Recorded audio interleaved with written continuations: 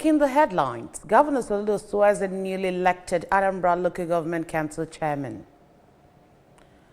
Anambra State Assembly confirms board members of State Civil Service Commission.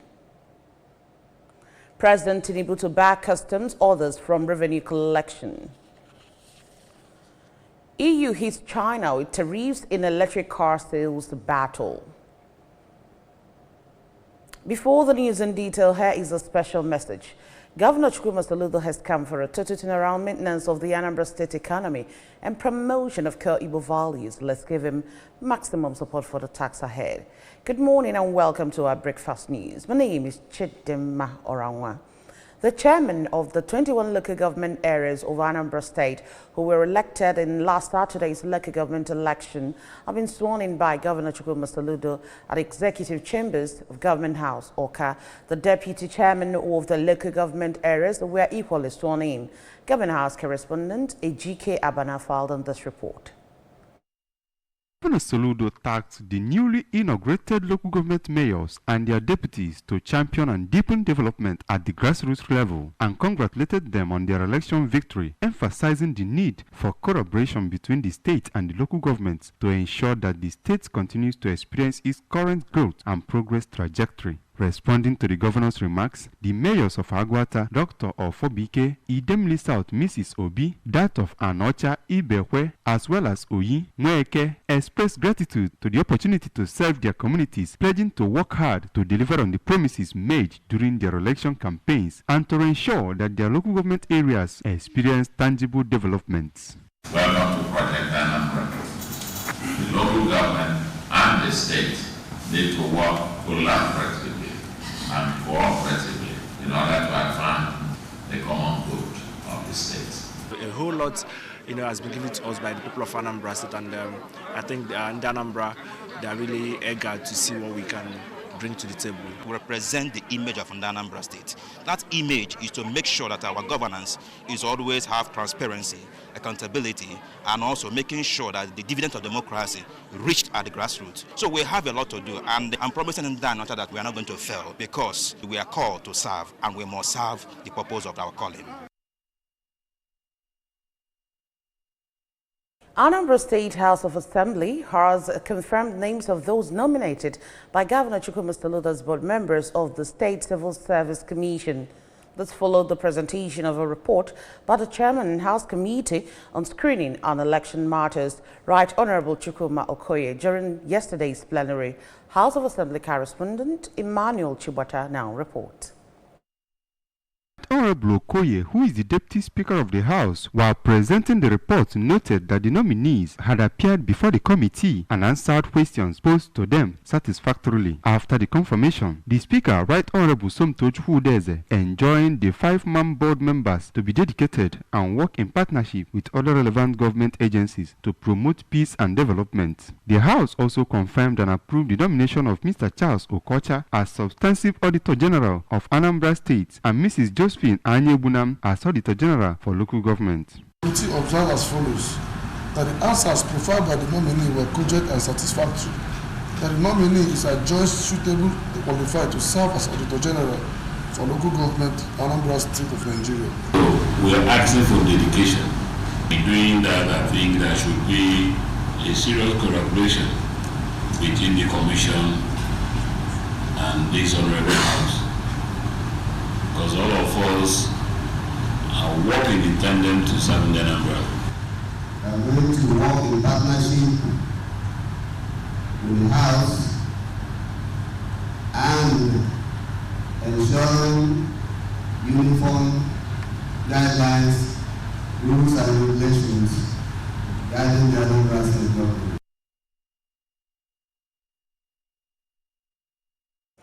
The Anambra State Commissioner for Local Government, Chieftaincy and Community Affairs, Mr. Tony Collins Nwabanwane, has urged the people of Urum community in Oka North Council area to maintain law and order during the President General election of the community, slated for this Saturday, 5th October 2024. The Commissioner gave the charge in his office at the Government House, Oka, while speaking on the preparedness of his ministries towards ensuring a peaceful, free and fair election in Urum. Government House correspondent Emmanuel Okonkwo tells us more. Nwabunwanne, who made it clear that the state government, through his office, will not tolerate any form of misconduct during the Urum election, warned those intending to foment trouble at the election to steer clear. He encouraged the people to come out and vote for the candidate of their choice, as the election will be free and fair and their safety guaranteed. We'll be there to observe the process through the electoral body for free and fair election in a more conducive place. The security will take it because then if anybody foments any trouble, security people will do the needful.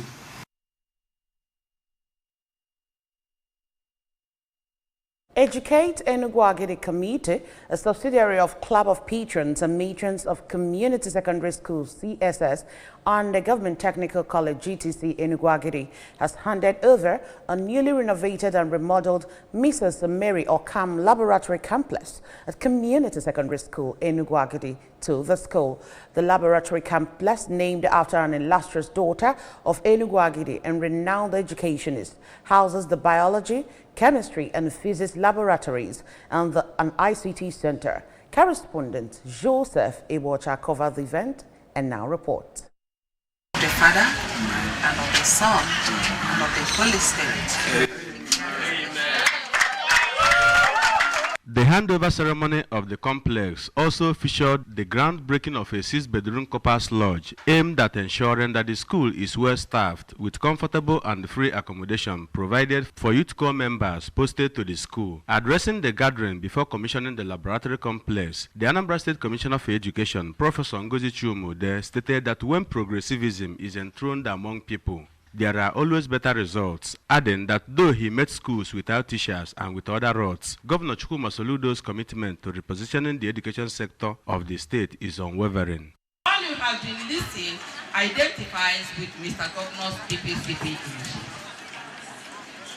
It means whatever you can contribute to the development of your community, bring it on board. Our main aim is to provide an enabling environment for our little ones to have quality education.